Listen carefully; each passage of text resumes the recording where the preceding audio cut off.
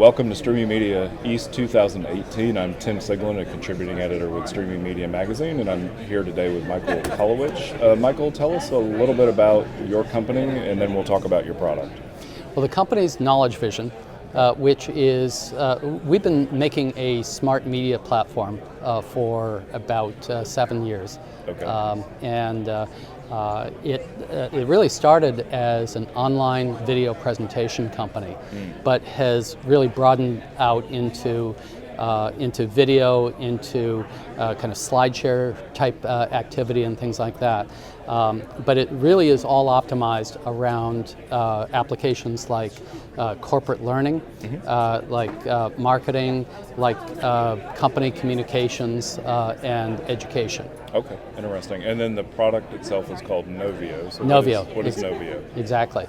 Well, first of all, it's a Knowledge Vision without 2/3 of the letters. Okay. And Knovio is actually what we call the platform itself. Okay. So Fantastic. Knowledge Vision is the company, Knovio is the platform. And you've made some announcements here in the last couple of days about what Knovio is capable of doing. I think one of the things is the live DVR capability, the ability for someone who wants to join a corporate learning session that's already happening and start from the beginning or start at the point where they've joined. Is that correct?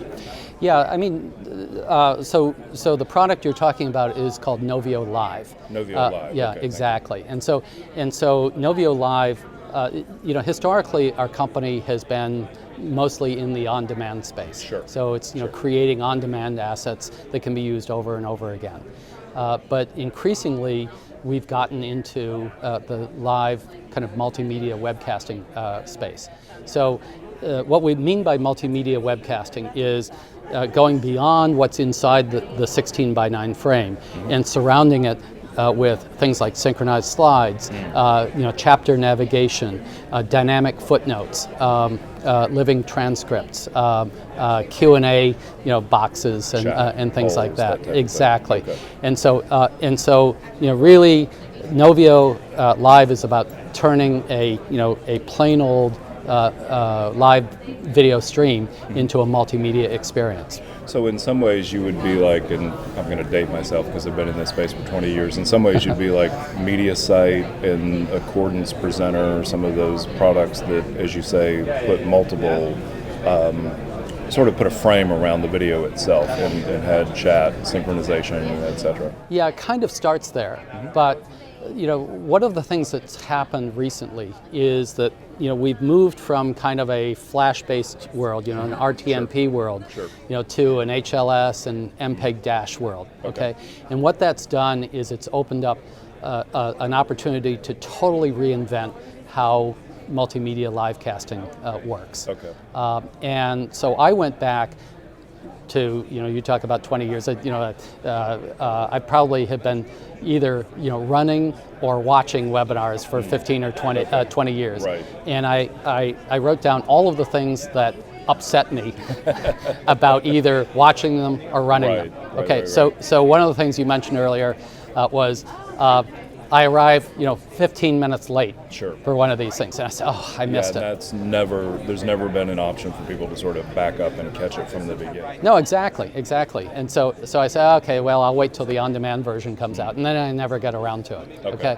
So the idea behind Never Late is you come in and you have the choice of viewing it in progress or going back to the beginning, or we have chapters and topics that are populating incrementally along the way, and so you can actually navigate back to them. So that's something that actually is enabled by HLS. Okay. Sure.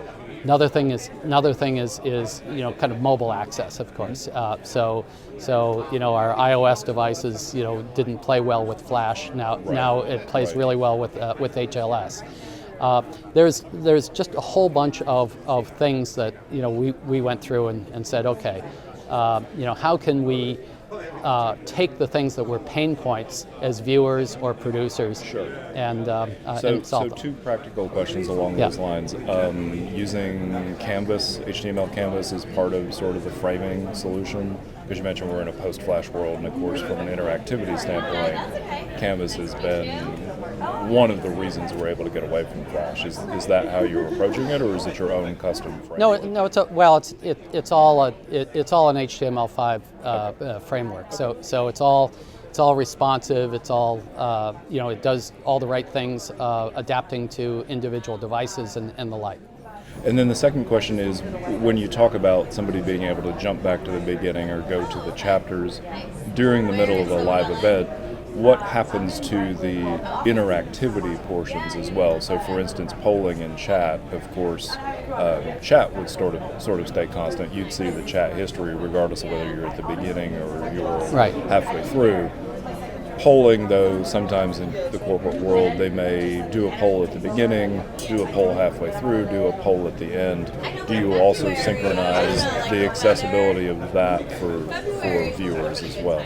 Yeah, well, typically what's happening is that those incremental polls would be at different URLs. So Right. we're actually what we're able to do is synchronize in live web pages that can actually contain the state of the poll at any given moment. Okay, got it. So if the poll is still open when somebody comes to start watching it, whether on demand or partway through, then they could add to the poll. But if it were already closed, the state were closed, then they wouldn't have access to it. Exactly. Okay. Now, one of the things that we are working on, haven't released yet, is rolling back the state of chat.